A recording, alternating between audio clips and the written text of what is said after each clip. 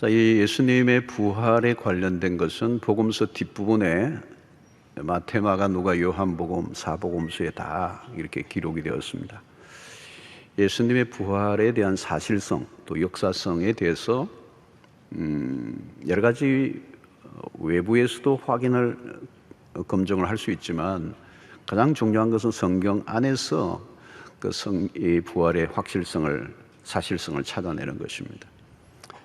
오늘은 우리가 이 마가복음, 제가 그동안 마가복음을 계속 해왔는데 마가복음의 이 본문에 근거해서 우리가 부활에 관한 부분을 잠시 살펴보려고 합니다.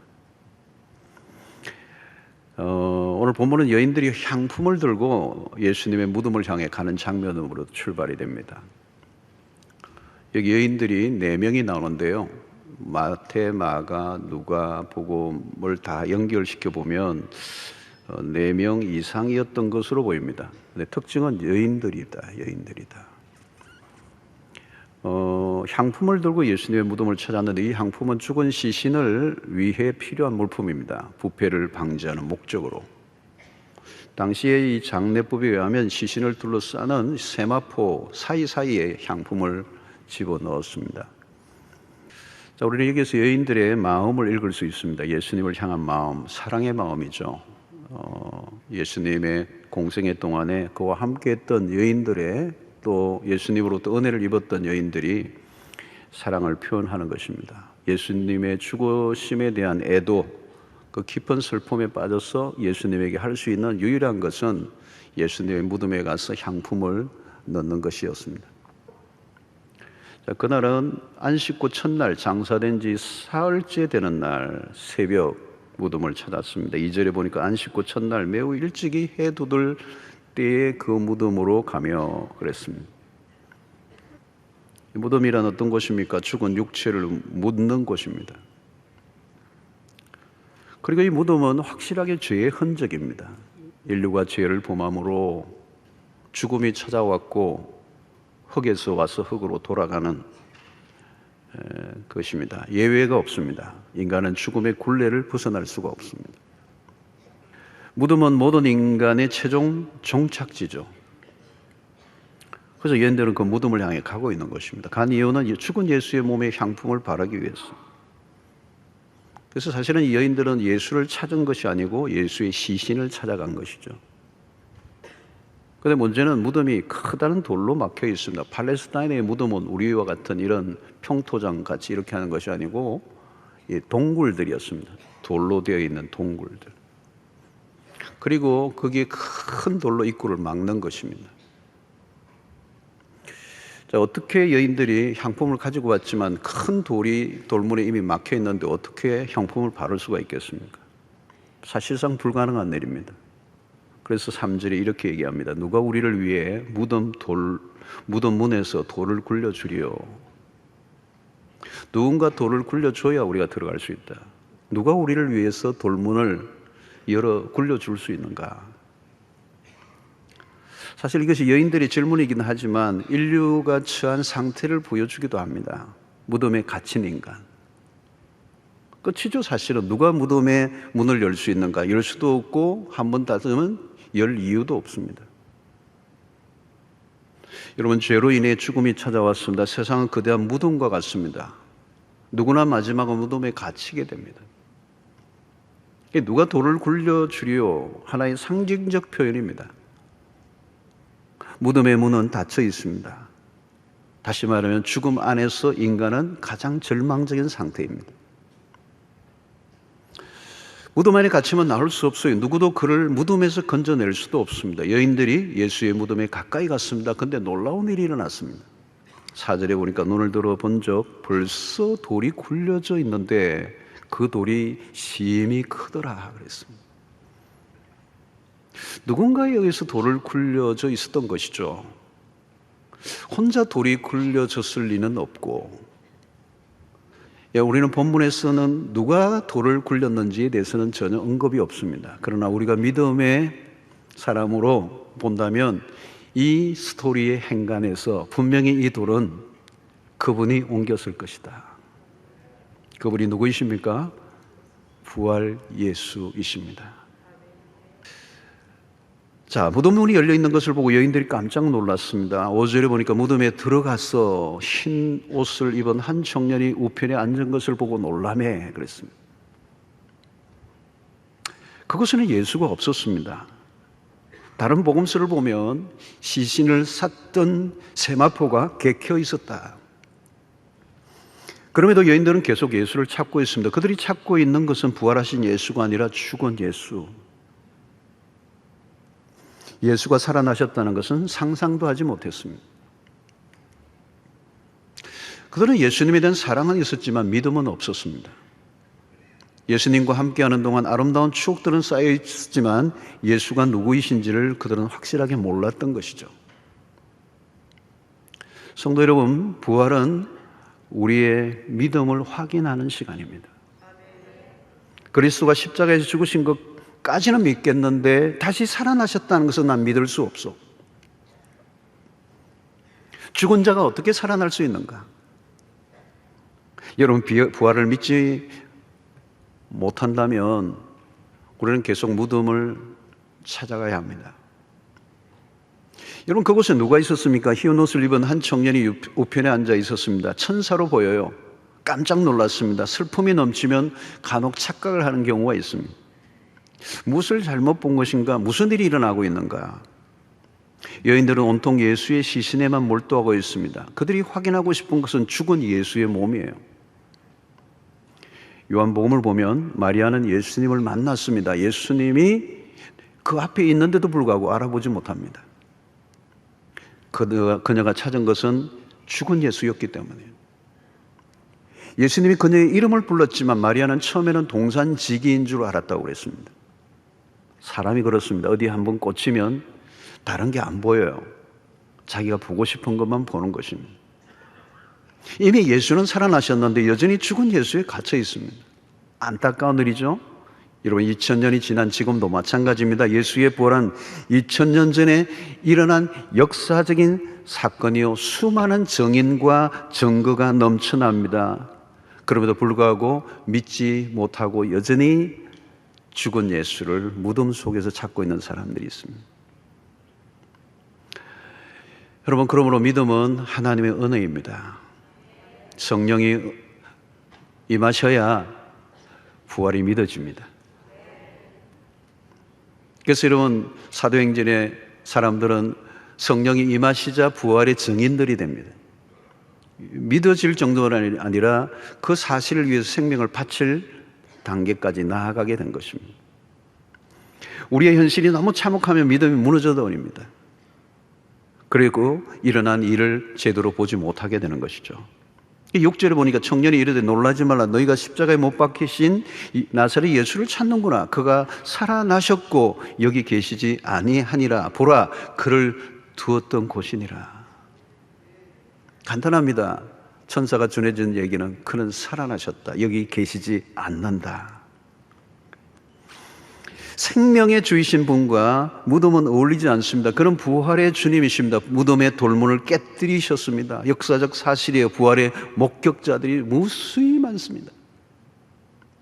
성도 여러분, 부활이 사실이 아니라면, 그리스도의 부활이 사실이 아니라면 기독교는 인류 역사의 최대 사기극입니다. 여러분들이 사기를 당하신 겁니다. 그러면 보통 사기가 아닙니다. 2000년 동안 사기를 친 겁니다. 그러나 여러분, 인류 역사에 부활이 만약 사실이라면 역사의 부활만큼 최대 최고의 굿뉴스는 없습니다. 인류 역사의 모든 판도를 바꾸어 놓고도 남을 사건이 되고도 남는 거죠. 여러분, 인류 역사의 최대의 적은 사망입니다. 절대 절망은 죽음이죠. 죽음 앞에서 할 일이 없습니다. 어떤 사람은 입시 실패, 사업 실패, 여러분, 죽음은 그것과 차원이 다릅니다. 올 스탑입니다. 죽음은 올 스탑이에요. 다시 시작, 재기 이런 거 없습니다. 죽음은 올 스탑이에요. 회복 불능이고 모든 것의 해체고 분리고 완전한 상실입니다. 이론의 여지가 없습니다. 결론입니다. 물릴 수가 없습니다. 약간이라도 수정 혹은 변경 불가합니다. 인간의 모든 능력과 최고의 기술력을 동원해도 안 통합니다. 세계의 모든 은행에 돈을 다 털어넣어도 죽은 자를 다시 살려내는 것은 불가능합니다. 사망의 권세는 강력합니다. 모든 영웅홀도 쓰러뜨렸습니다. 불로장생의 약을 다 찾아 먹어도 저항 불가합니다. 그 죽음은 죄를 지은 인간에게 내린 하나님의 천벌입니다.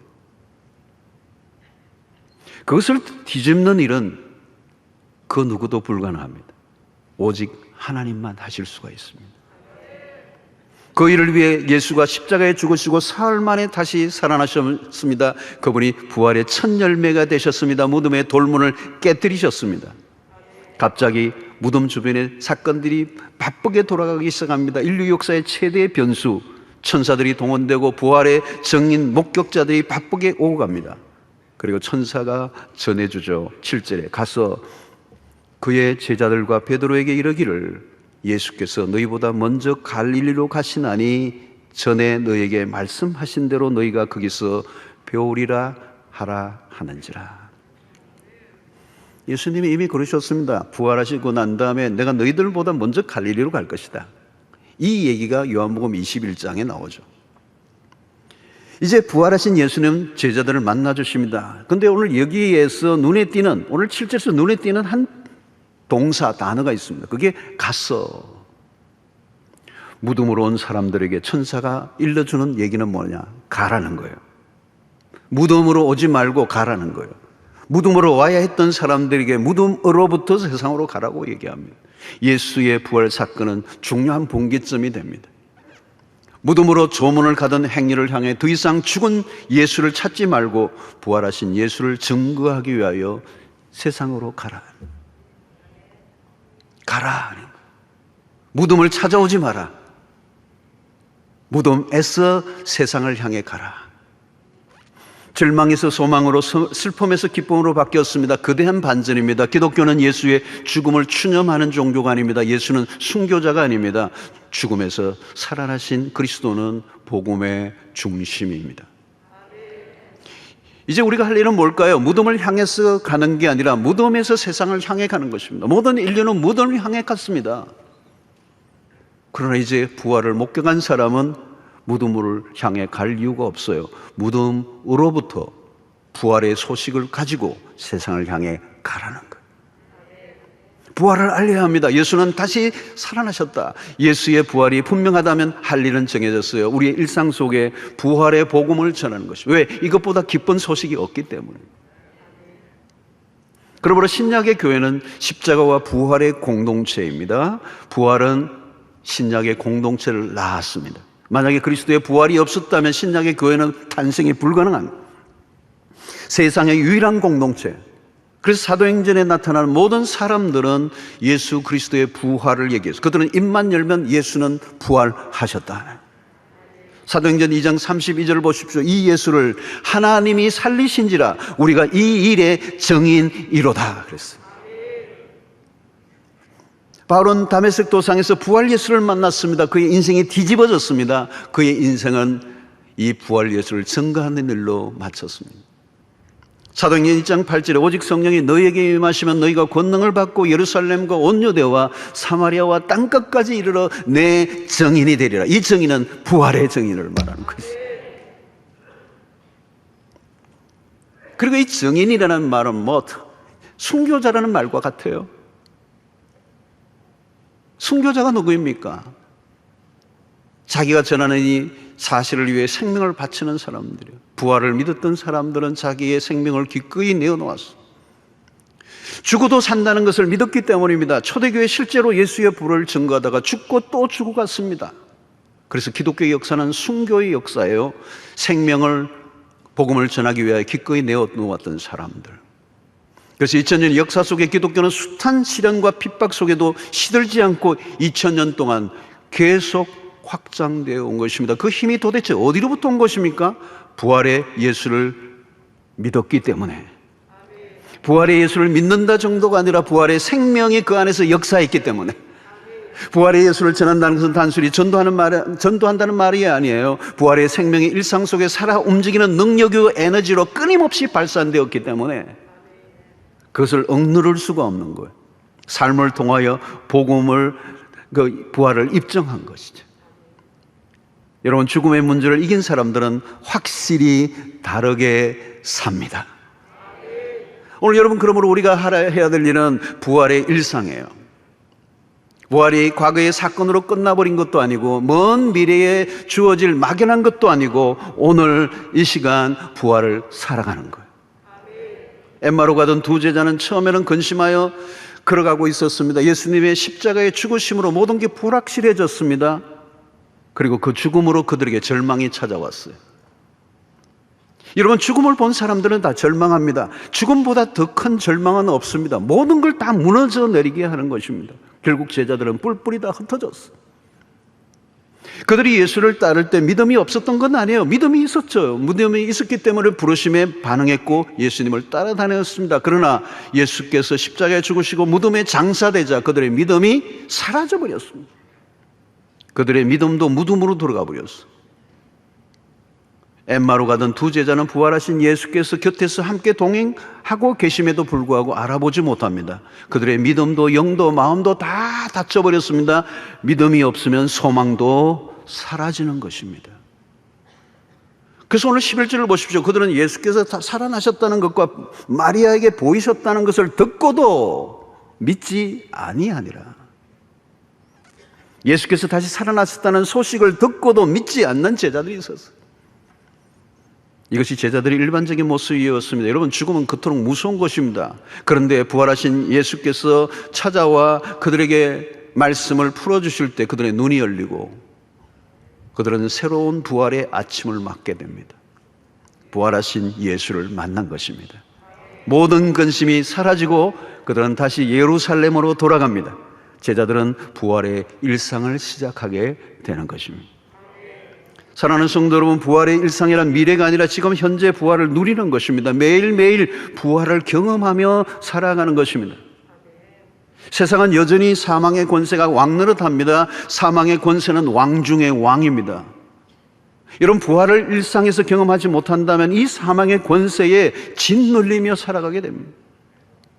우리는 예배를 통하여 생명의 충만함을 느낍니다. 새 생명을 주신 하나님에 대한 감사로 넘치는 이 신약의 예배, 주일마다 충만해진 부활의 신앙으로 월요일 아침 이 죽음으로 가득한 세상의 한가운데 들어가 부활의 노래를 통하여 부활의 생명을 전하고 부활의 복음을 전하는 삶을 살아가야 될 줄로 믿습니다. 여러분, 매 순간 우리는 부활하신 예수와 동행하는 일상을 살 때 우리는 승리하는 인생을 살게 됩니다. 여러분, 예수와 동행하려고 하면 내가 죽어야 합니다. 내가 죽을 수 있는 사람은 누굴까요? 부활을 믿는 사람들. 그래서 갈라디아서 2장 20절은 매우 중요한 구절입니다. 내가 그리스도와 함께 십자가에 못 박혔나니 그런즉 이제는 내가 사는 것이 아니요 오직 내 안에 부활하신 그리스도께서 사시는 것이라. 이제는 내가 육체 가운데 사는 것은 나를 사랑하사 나를 위하여 자기 몸을 버리신 하나님의 아들을 믿는 믿음 안에서 사는 것이다. 여러분, 내 안에 사시는 분은 부활 예수입니다. 성령이 우리 안에 들어와 계십니다. 그 성령은 누구이십니까? 예수를 죽은 자 가운데서 살리신 이의 영이라고 말씀합니다. 그 영이 우리 안에 거하시면 부활의 일상을 살 수 있습니다. 육체를 따라 살던 사람이 이제 더 이상 육체를 따라 살지 않습니다. 옛사람인 나는 죽었다고 선포할 수 있습니다. 혈기왕성하던 나는 죽었습니다. 누가 무슨 소리를 해도 내가 직장에서, 가정에서, 교회에서 우리의 이기심을 내려놓고 욕심을 내려놓고 옛 자아가 그리스도의 십자가에 못 박혀 죽을 수 있는 이유는 주님이 나를 살려주실 수 있음을 믿기 때문에. 사랑하는 성도 여러분, 오늘도 우리는 주일마다 이 부활을 감격하고 벅찬 감격을 서로 나누어 가는 공동체. 그래서 신약의 교회는 밝은 이유가 그것입니다. 세상은 어두워요. 모든 세상 안으로 들어가 보면 사망의 그늘에 앉아 있습니다. 슬픔이 깃들여 있습니다. 세상에 기본적으로 우울함이 깔려 있습니다. 풀이 죽어 있어요. 그러나 부활 신앙을 가진 사람은 어둡지 않습니다. 죽음의 저주를 걷어내셨기 때문에. 그러므로 우리는 장례식에도 곡을 하지 않고 노래를 부릅니다, 여러분. 우리는 익숙해서 잘 모르지만 여러분, 세상적인 관점에서 보면 장례식에 노래 부르는 거 뺨 맞을 일입니다. 우리는 노래를 부릅니다. 부활을 기뻐합니다. 부활을 기대합니다. 사모합니다. 여러분, 부활을 믿는 교회는 더 이상 그것을 짓누를 수 있는 게 없어요. 기쁨이 넘치는 것입니다. 기본적으로 웃음이 넘치고 활기가 넘치고 생동감이 넘치고 어떤 어려움이 와도 평온함이 넘쳐오르는 것은 부활의 신앙 때문에 그렇다는 거예요. 성도 여러분, 부활의 일상을 사는 사람은 더 이상 죽음을 두려워하지 않습니다. 이게 부활의 능력입니다. 고린도전서 15장 53절을 보십시오. 이 썩을 것이 반드시 썩지 아니할 것을 입겠고 이 죽을 것이 죽지 아니함을 입으리로다. 55절, 사망아 너의 승리가 어디 있느냐. 지금까지는 너가 승리했다. 그러나 너의 승리가 어디 있느냐. 사망아 내가 쏘는 것이 어디 있느냐. 이제 사망을 향하여 호령하고 있는 이유는 부활의 신앙을 가졌기 때문에. 57절, 우리 주 예수 그리스도로 말미암아 우리에게 승리를 주시는 하나님께 감사합니다. 부활의 능력에 사로잡혀야 십자가의 길을 걸어갈 수 있습니다. 누가 십자가의 길을 걸어갈 수가 있습니까? 부활의 능력을 믿고 있는 사람들. 부활의 신앙이 빠져버리면 신앙은 무기력해집니다. 부활의 권능을 믿는다면 멋지게 살고 멋지게 죽을 수 있습니다. 멋지게 죽을 수 있는 사람이 멋지게 살 수가 있죠. 누가 멋지게 죽을 수가 있습니까? 여러분, 부활의 신앙을 가진 사람들이에요. 성도 여러분, 우리가 소망하는 것이 하나 있습니다. 장차 아버지 집에서 영원히 거하는 것입니다. 새 하늘과 새 땅의 비전이에요. 믿음의 사람들은 모두 그곳을 사모했습니다. 히브리서 11장에 아브라함은 그 영원한 본향을 사모했다고 얘기했습니다. 오늘 믿음의 사람들은 모두가 약속된 아버지의 집으로 완전한 귀향을 기대하며 살아가는 것입니다. 계시록 21장 4절, 모든 눈물을 그 눈에서 닦아주시니 다시는 사망이 없고 애통하는 것이나 곡하는 것이나 아픈 것이 다시 있지 아니하리니 처음 것들이 다 지나갔음이라 그랬어요. 여러분들 안에 이 부활의 놀라운 소망이 충만하게 이루어지게 되기를 축원합니다. 우리 주님이 말씀하셨습니다. 직접 말씀하셨어요. 요한복음 11장 25절로 26절. 예수께서 이르시되 나는 부활이요 생명이니 나를 믿는 자는 죽어도 살겠고 무릇 살아서 나를 믿는 자는 영원히 죽지 아니하리니 이것을 내가 믿느냐. 이것을 내가 믿느냐 그랬어요. 중요한 것은 믿음이에요, 여러분. 이 부활절에 우리가 가져야 할 것은 믿음인 것입니다. 나는 부활이요 생명이요 에고 에이미. 우리 주님이 직접 하신 말씀이에요. 그 부활의 주께서 오늘 또 우리에게 약속하신 말씀, 그를 믿는 자는 이제 죽어도 살겠고 무릇 살아서 나를 믿는 자는 죽지 않고 영원히 살리라. 이 영생의 약속을 붙잡고 죽음을 이겨낸 초월한 인생으로 죽음 앞에 두려워하지 않고 죽음을 준비한 백성으로 부활의 증인으로 그리고 일상 속에 죽음이 엄습하고 사망의 권세가 짓누르는 세상의 한가운데서 죽음의 권세에 짓눌리지 않고 마지막 우리의 육체적인 우리의 죽음이 오는 그 순간까지도 기쁨으로 감사함으로 성도의 죽음이 주 안에서 얼마나 복된가. 죽는 것이 아니라 잔다고 말씀하셨던 것처럼 우리가 다시 눈을 뜨면 그곳에서 영원히 주님을 만나게 될 줄로 믿습니다. 부활이요 생명이신 우리 주님을 찬양하고 기뻐하는 복된 하루 되시기를 바라고 내일 아침 여러분들의 식탁과 여러분들의 직장의 일상 속에서도 생명의 그 능력을, 생명의 에너지를 주변의 사람들에게 퍼나르는 하나님의 백성들이 되시기를 주의 이름으로 축원합니다.